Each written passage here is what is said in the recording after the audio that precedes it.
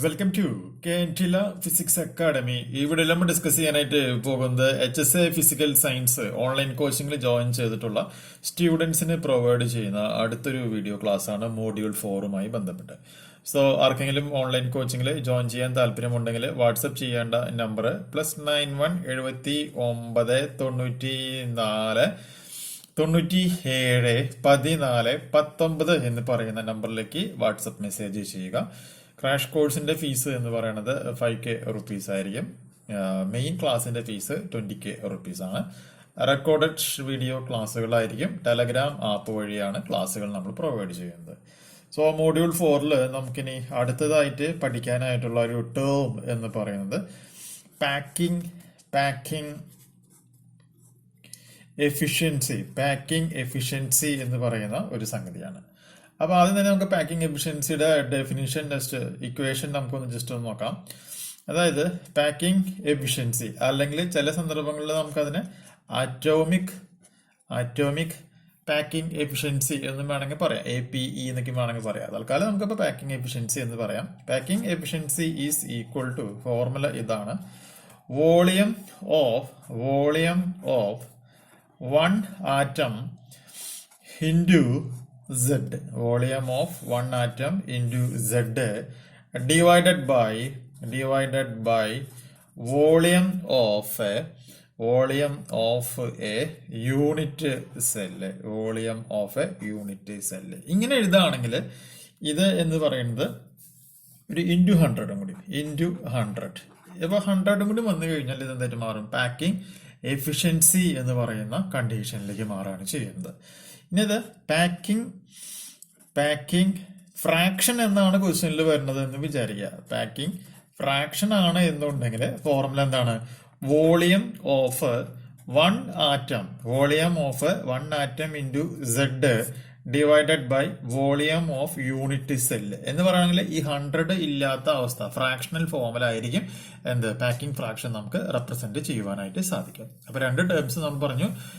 Atomic packing efficiency എന്ന് പറയുകയാണെങ്കിൽ അതിന്റെ formula volume of 1 atom into Z divide by volume of unit cell into 100. Packing fraction എന്ന് പറയുമ്പോൾ volume of 1 atom into Z divide by volume of unit cell എന്ന് നമുക്കിവിടെ പറയാനായിട്ട് പറ്റും. ഇനി അറിഞ്ഞിരിക്കേണ്ട ഫോർമുല ഇതാണ്. സിമ്പിൾ ക്യൂബിക് ആണ് എന്നുണ്ടെങ്കിൽ അതിന്റെ സെഡിന്റെ വാല്യൂ 1 ആണ് വരിക. ഇനി BCC ആണ് എന്നുണ്ടെങ്കിൽ സെഡിന്റെ വാല്യൂ എന്ന് പറയുന്നത് 2 ആണ് വരിക. FCC ആണ് എന്നുണ്ടെങ്കിൽ അതിൽ സെഡിന്റെ വാല്യൂ എന്ന് പറയുന്നത് എന്താണ്? 4 ആയിട്ടുമാണ് നമുക്കതിനെ റെപ്രസെന്റ് ചെയ്യുവാനായിട്ട് സാധിക്കുക. അപ്പൊ ഇത്രയും കാര്യങ്ങൾ നമ്മളവിടെ മനസ്സിലാക്കിയിരിക്കണം. ഇനി നമുക്ക് എങ്ങനെയാണ് പാക്കിംഗ് ഫ്രാക്ഷൻ കണ്ടെത്താം എന്നുള്ളത് നമുക്കൊന്ന് ഡിസ്കസ് ചെയ്യാം. അതായത് വളരെ സിമ്പിൾ ആയിട്ടുള്ള ഒരു ഐഡിയ ആണ്. അപ്പൊ ആദ്യം നമുക്ക് സിമ്പിൾ ക്യൂബിക്കിന്റെ പാക്കിംഗ് ഫ്രാക്ഷൻ കാണാൻ വേണ്ടിയിട്ടുള്ള ടെക്നോളജി നമുക്ക് നോക്കാം.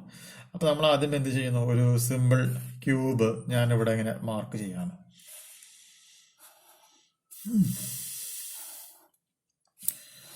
ഓക്കെ, ഇതാണ് എൻ്റെ ഒരു സിമ്പിൾ ക്യൂബ്. നമ്മൾ ഇതിങ്ങനെ ജോയിൻ ചെയ്യുന്നു, ഇതിങ്ങനെ ജോയിൻ ചെയ്യുന്നു, ഇതിങ്ങനെ ജോയിൻ ചെയ്യുന്നു, ഇത് ഇങ്ങനെ ജോയിൻ. അപ്പൊ നമുക്കൊരു സിമ്പിൾ ക്യൂബ് സ്ട്രക്ചർ നമുക്കിവിടെ ഫോം ചെയ്യാൻ പറ്റി.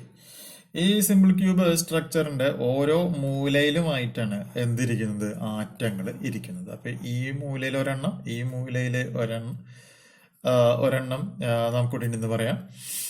സിമിലർലി ഈ ഒരു മൂലയിൽ ഒരെണ്ണുണ്ട്, ഈ മൂലയിൽ ഇവിടെ ഒരെണ്ണം, ഇവിടെ ഒരെണ്ണം, ഇവിടെ ഒരെണ്ണം. നമുക്കത് ഇങ്ങനെ മാർക്ക് ചെയ്യാം. ഇവിടെ നമുക്ക് ഒരെണ്ണം മാർക്ക് ചെയ്യാനായിട്ട് പറ്റും.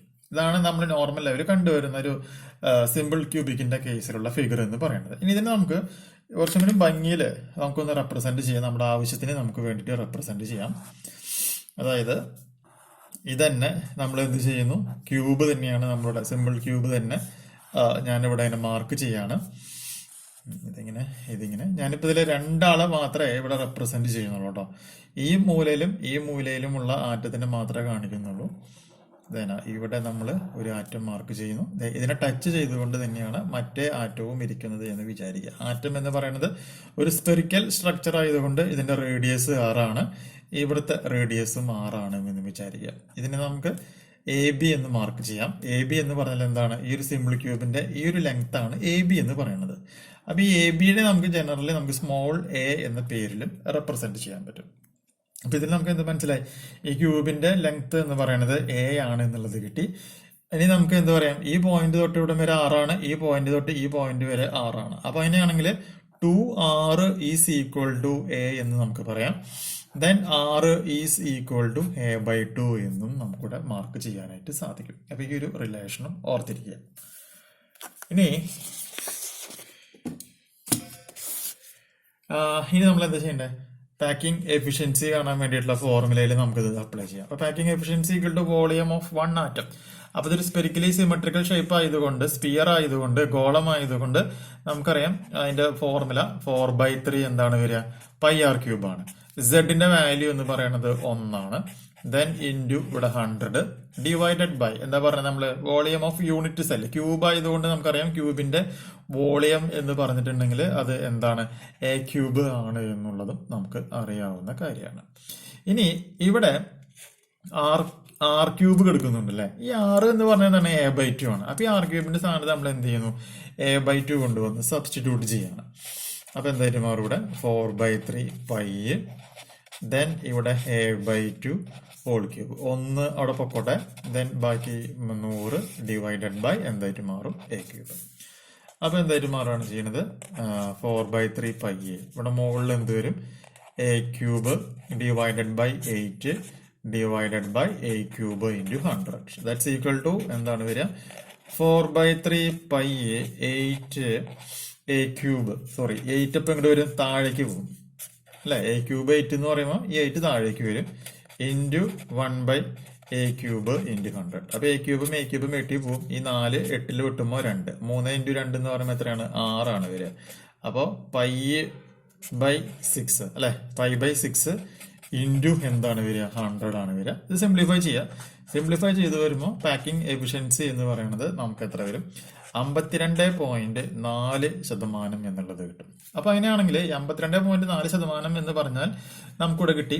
ഇനി ഒരു കാര്യം കൂടി ഉണ്ട്, നമുക്ക് ഇതിൻ്റെ ഉള്ളിലെ ഫ്രീ സ്പേസ് കണ്ടെത്തണം. ഫ്രീ സ്പേസ് എന്ന് പറഞ്ഞാൽ എന്താണെന്നുള്ളത് പറഞ്ഞുതരാം. അപ്പൊ ഫ്രീ സ്പേസ് എന്ന് പറയുമ്പോൾ നമ്മൾ എന്ത് ചെയ്യുന്നു? 100 - 52.4 നമ്മൾ ചെയ്യാണ്. അപ്പൊ നമുക്കിവിടെ 47.6% എന്ന് പറയുന്ന സംഗതി വരും. അതായത് ഈ ഒരു ക്യൂബിന്റെ ടോട്ടൽ വോളിയം എന്ന് പറയുന്നത് a³ ആണ്. ടോട്ടൽ വോളിയം എന്ന് പറയുന്നത് a³ ആണ് എന്നുണ്ടെങ്കിലും അതില് എന്തുണ്ടാകുന്നുള്ളൂ? 52.4% ഭാഗം മാത്രമാണ് ആറ്റങ്ങൾ കാണപ്പെടുന്നുള്ളൂ. ബാക്കി 47.6% എന്താണ്? ഈ ഒരു ട്യൂബിന്റെ ഉള്ളില് വെറുതെ കിടക്കുകയാണ് എന്നാണ് ഇതുകൊണ്ട് നമ്മൾ എന്ത് ചെയ്യുന്നത്? റെപ്രസെന്റ് ചെയ്യുന്നത്. അപ്പോൾ 47.6% ഭാഗങ്ങളും ഇതിന്റെ ഉള്ളില് എന്താണ്? ഫ്രീ ആണ്, വെറുതെ കിടക്കുന്നു എന്നുള്ള കാര്യമാണ് മനസ്സിലാക്കേണ്ടത്. അപ്പൊ എഫിഷ്യൻസി ചോദിക്കുമ്പോൾ ഇവിടെ പെർസെന്റേജ് കയറി വരും. ഇനി അതല്ല, നിങ്ങൾക്ക് ഫ്രാക്ഷൻ ആണ് വേണ്ടത് എന്നുണ്ടെങ്കിൽ ഈ 100 ഒഴിവാക്കുക. അപ്പൊ 100 ഒഴിവാക്കുമ്പോൾ കിട്ടുന്നതാണ് നമുക്ക് എന്തായിട്ട് മാറുന്നത്?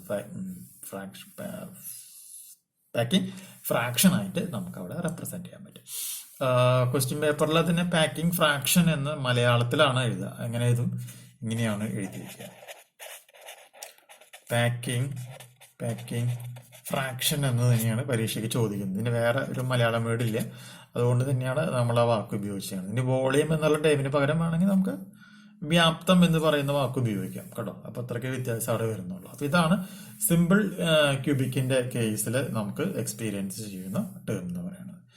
ദെൻ നമുക്ക് അടുത്തതായിട്ട് എന്താ പഠിക്കാനുള്ളത്? BCCയിൽ ബോഡി സെന്റേർഡ് ക്യൂബിലും അതുപോലെ തന്നെ FCCയിലും സംഭവിക്കുന്ന കാര്യങ്ങൾ നമുക്ക് പഠിക്കാനുണ്ട്. അത് നമുക്ക് നെക്സ്റ്റ് വീഡിയോയിൽ ഡിസ്കസ് ചെയ്യണം. ഓക്കെ, പുതിയൊരു വീഡിയോ ആയിട്ട് നമുക്ക് വീണ്ടും കാണാം. ബൈ.